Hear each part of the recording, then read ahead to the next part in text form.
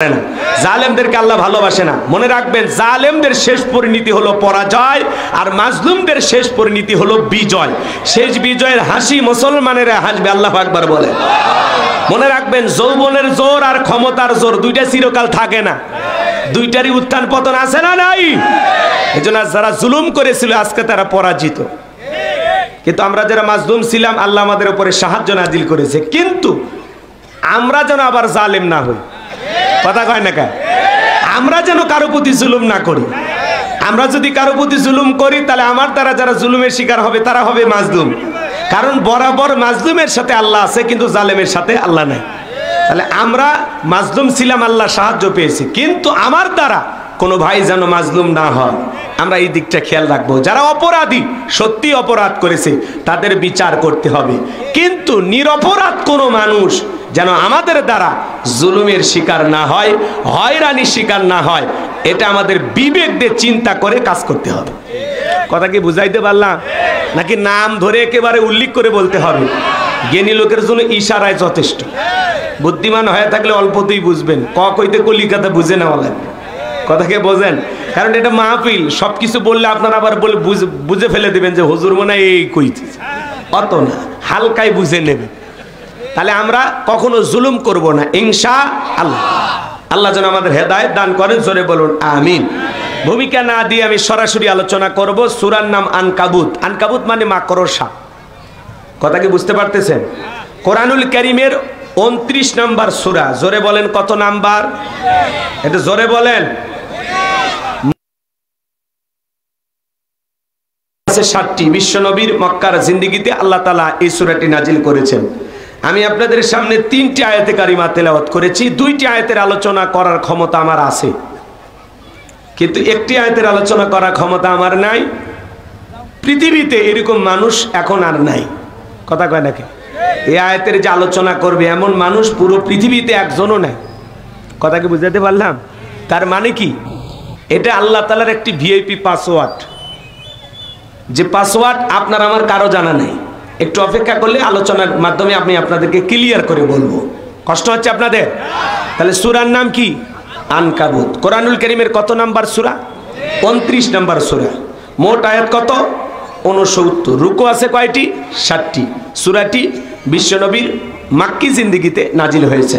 হিজরতের পূর্বে যে সূরাগুলো নাজিল হয়েছে এই সূরাগুলোকে মাক্কি সূরা বলা হয়, আর হিজরতের পরে যে সূরাগুলো নাজিল হয়েছে এই সূরাগুলোকেই মাদানী সূরা বলা হয়। আমার কথা কি বুঝতে পেরেছেন? তাহলে এইবার চলুন আমরা আলোচনা শুরু করি। সূরাটির অবস্থান 20 নাম্বার পারায়। মনে থাকবে ইনশাআল্লাহ? তাহলে জবান ছেড়ে সবাই একটু মহব্বতে আমার সঙ্গে তেলাওয়াত করুন।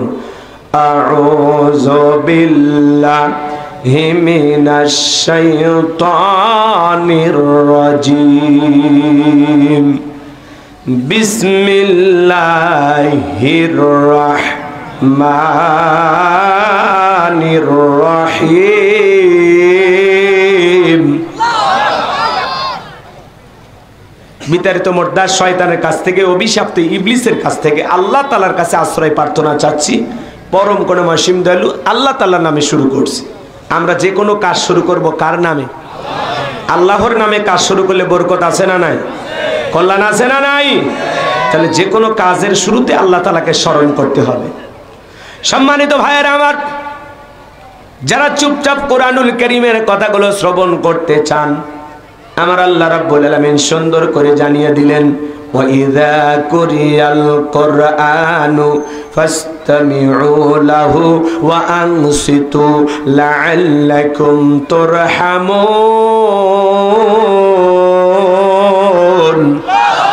সূরা আরাফ আয়াত নাম্বার 204। আমার আল্লাহ রাব্বুল আলামিন জানিয়ে দিলেন, তোমাদের সামনে যখন কোরআন পাঠ করা হয়, কোরআনের আলোচনা করা হয়, চুপ করে কান লাগে মনোযোগ সহকারে কোরআনের কথাগুলো শ্রবণ করবা। যারা কোরআন আমার আল্লাহ ডেকে বলেন আসমান থেকে তাদের উপরে আল্লাহর রহমত বৃষ্টির মতো নাজিল হবে। বলুন সুবহানাল্লাহ। এই জায়গায় আল্লাহর রহমত নাজিল হইতেছে, আপনাদের বিশ্বাস আছে না নাই? ফাযাক্কির ফাইন্নায যিকরা তানফাউল মুমিনিন। সূরা জারিয়ার 55 নম্বর আয়াত। আল্লাহ ডেকে বলেন, যারা আমার মুমিন বান্দা তাদের সামনে যখন কোরআন দেওয়াজ করা হয়, কোরআন থেকে উপদেশ দেওয়া হয়, এই কথাগুলো শোনার পরে আমার মুমিন বান্দাদের উপকারে আসবে। বলুন সুবহানাল্লাহ। কোরআনের কথাগুলো শুনে কি প্যান্ডেলে রাখলে হবে? এই কান দিয়ে শুনবেন আর ওই কান দিয়ে বের করবেন, এমনটা করলে হবে না। এই যে কিছু ভাইয়েরা, আমি কয়েক বছর ধরে আপনাদের এখানে আলোচনা করি, এই 7-8 বছরের আলোচনা আপনারা মনে রাখছেন, সূরার নামগুলো বলতে পারতেছেন, তার মানে এই শ্রোতাগুলো খুবই সচেতন এবং আল্লাহ তাআলা তাদের স্মরণ রাখার মতো ধারণ ক্ষমতা দিয়েছে, যে কোন বছর কি ওয়াজ করেছি তাদের মনে আছে। তো এরকম শ্রোতা হওয়া লাগবে। প্রত্যেকটা কথা এই মাহফিলে শুনে শুধু প্যান্ডেলে রাখলে হবে না, ঘর পর্যন্ত নিয়ে যাওয়া লাগবে।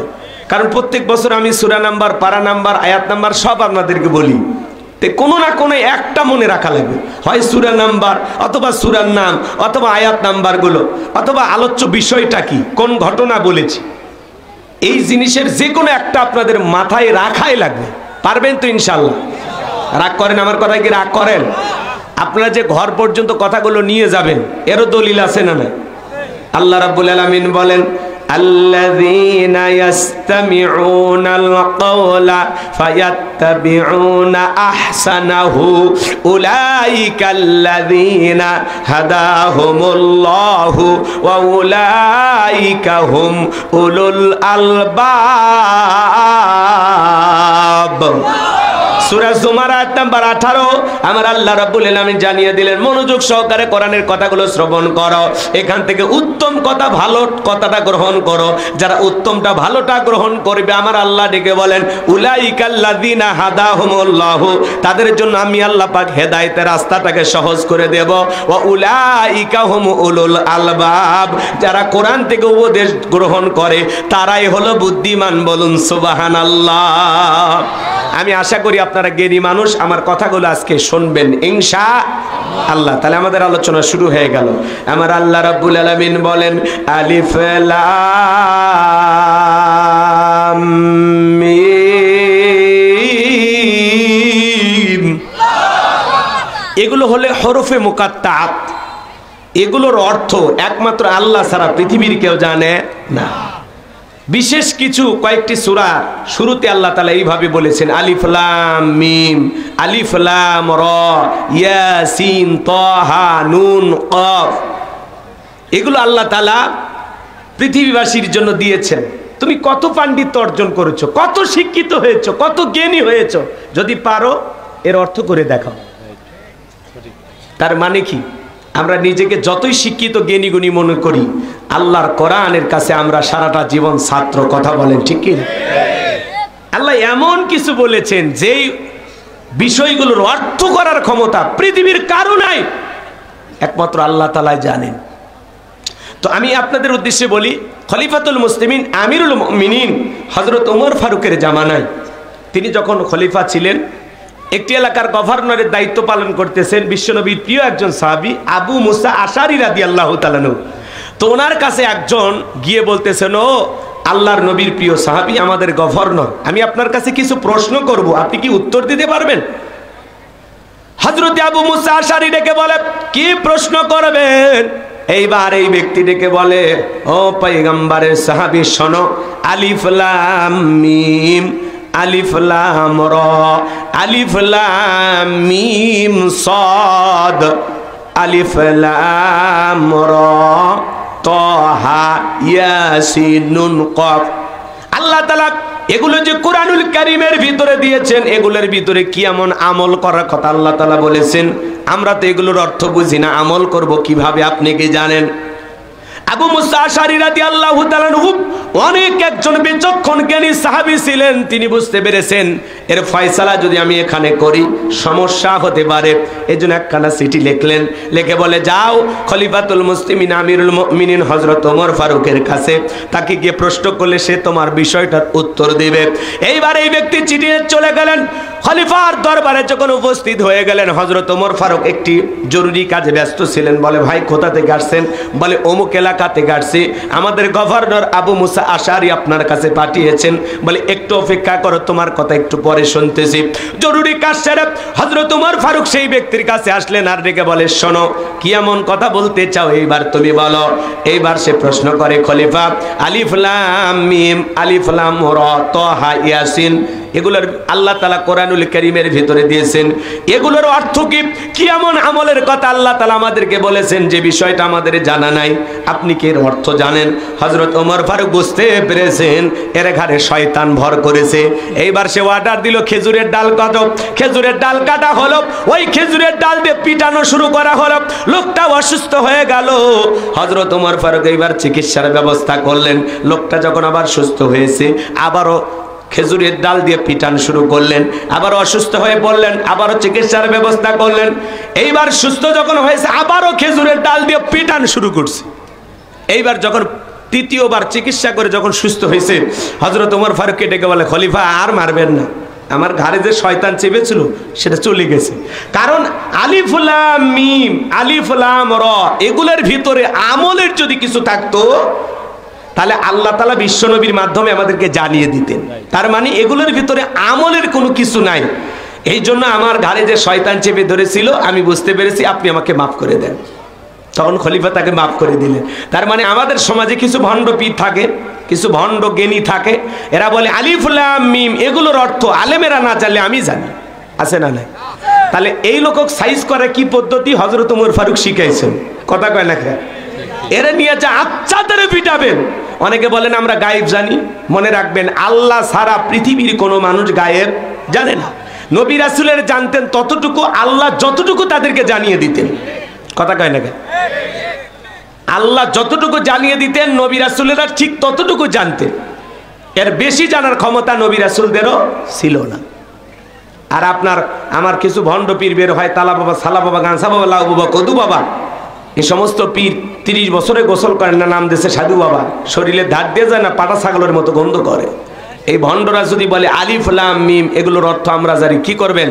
আচ্ছা তারে নিয়ে যা গোপন রুমের ভিতরে পিটায় বলবেন, গাইবি মার দিলাম, কারো কাছে বলবি না, বললে ধ্বংস হয়ে যাবে। কি পারবেন তো? আর করেন নাকি?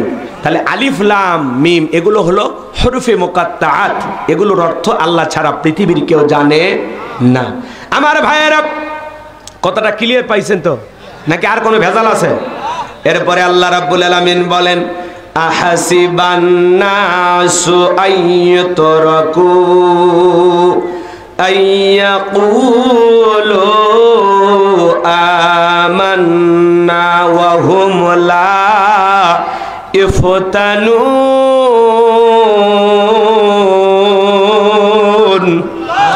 আমার আল্লাহ রাব্বুল আলামিন বলেন, মানুষেরা কি মনে করেছে ঈমান এনেছে কথা বললে তাদেরকে অব্যাহতি দেওয়া হবে, তাদেরকে ছেড়ে দেওয়া হবে, তাদের কি পরীক্ষা করা হবে না? ঈমান এনেছি এ কথা বললেই কি আমি তাদেরকে ছেড়ে দেব?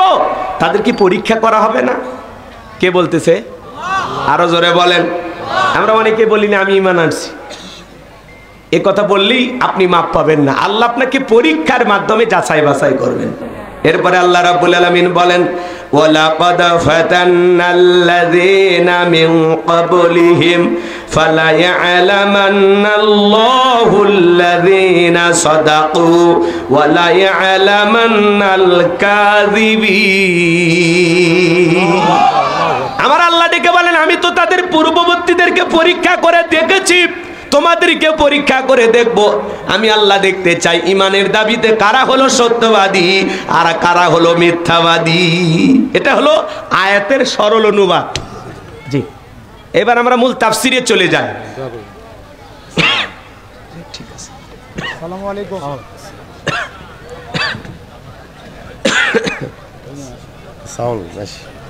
ঠিক আছে, তাহলে এদিকে খেয়াল করেন।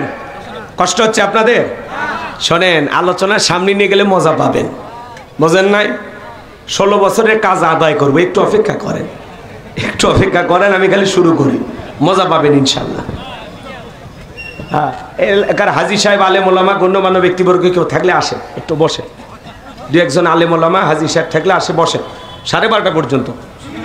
তাহলে বসবেন জি জি আসেন আর দুই একজন আসেন দখল করেন চেয়ারগুলো আসেন নাহলে চট করে আবার আর একজন বসে যাবে আসেন দখল করেন ভাই আর কি আছেন দ্রুত আসেন না হাজী সাহেব আলেম ওলামা নাই দুই একজন আসেন আসেন তাড়াতাড়ি আরে ভাই আপনি আসেন আসেন হুজুর ওঠেন আসেন বসেন আসেন আসেন দেখে বুঝি তো হুজুর না উনি হ্যাঁ হ্যাঁ আমি যে হুজুর হুজুর দেখে তো চিনব বসেন ভাই বসেন ভাই বসেন আর দুইজন লাগে আর দুইজন লাগে কাতার পুন করতে আর দুইজন তাড়াতাড়ি আসে বসেন চলুন আমরা আলোচনায় চলে যাই কষ্ট হয় তাহলে এদিকে এদিকে আমার দিকে খেয়াল করেন বাজান গো আমার আল্লাহ রাব্বুল আলামিন বলেন আহাসিবান নাসু আইয়ুতরাকু আইয়াকুলু আমান্না ওয়া হুম লা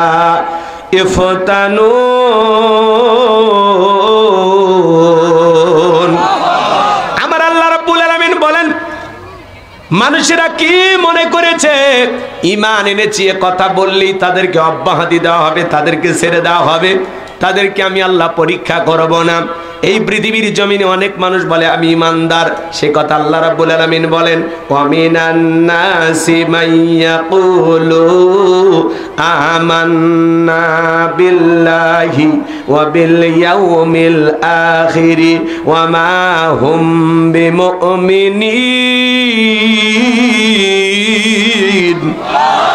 সূরা বাকারার 8 নম্বর আয়াত আল্লাহ তাআলা ডেকে বলেন মানুষের মধ্যে এমন কতক লোক পাওয়া যাবে যারা বলবে আমরা আল্লাহ বিশ্বাস করি পরকাল বিশ্বাস করি আমার আল্লাহ ডেকে বলেন এরপরে ওরা মুমিন নয় এরপরে তারা প্রকৃত মুমিন হতে পারবে না মুখে মুখে বলে আমরা আল্লাহ বিশ্বাস করি পরকাল বিশ্বাস করি কিন্তু আল্লাহ বলেন ওয়ামা হুম বিমুমিনিন এরা মুমিন নয় এরা কি নয় এজন্য আল্লাহ তাআলা বলেন আহাসিবান নাসু আইয়ুতরাকু আইয়াকুলু আমান্না ওয়া হুম লা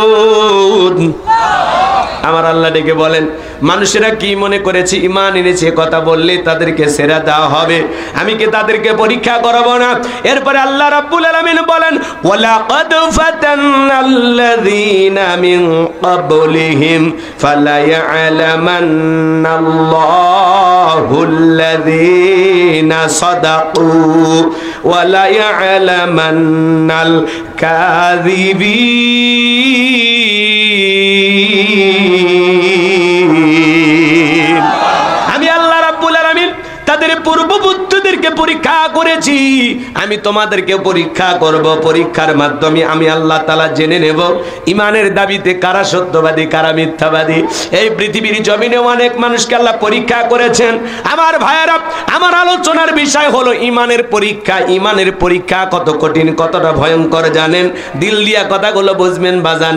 ঈমান এনেছি তালে তাল মিলালে মুসলমান হওয়া যায় না ঈমানের পরীক্ষা দিয়ে পরীক্ষাতে উত্তীর্ণ হয়ে আপনাকে জান্নাতে যেতে হবে নিজেকে যদি মুমিন দাবি করেন আপনাকে পরীক্ষা দিয়ে উত্তীর্ণ হয়ে জান্নাতে যেতে হবে যখন বলবেন আপনি নিজেকে বলবেন আমি ঈমানদার আল্লাহ বলেন ইন্নাল্লাযীনা ক্বালু রাব্বুনা আল্লাহ নিশ্চয় যারা বলে আমাদের রব আল্লাহ সুম্মাস্তাকামু আমি আল্লাহ তাআলা বলি তাদেরকে ইস্তেকামাত থাকতে হবে অবিচল অটল থাকতে হবে ভেঙে পড়া যাবে না আপনি যদি বলেন আল্লাহ আমার রব এই কথা যখন আপনি স্বীকার করবেন তখন আপনার উপরে মামলা আসবে হামলা আসবে নির্যাতন আসবে জেল জুলুম আসবে হাজারো নির্যাতন জুলুম সহ্য করে আপনাকে আমাকে টিকে থাকতে হবে ঈমানের পথ থেকে 1 ইঞ্চি সরে যাওয়া যাবে না কথা বলেন ঠিক কিনা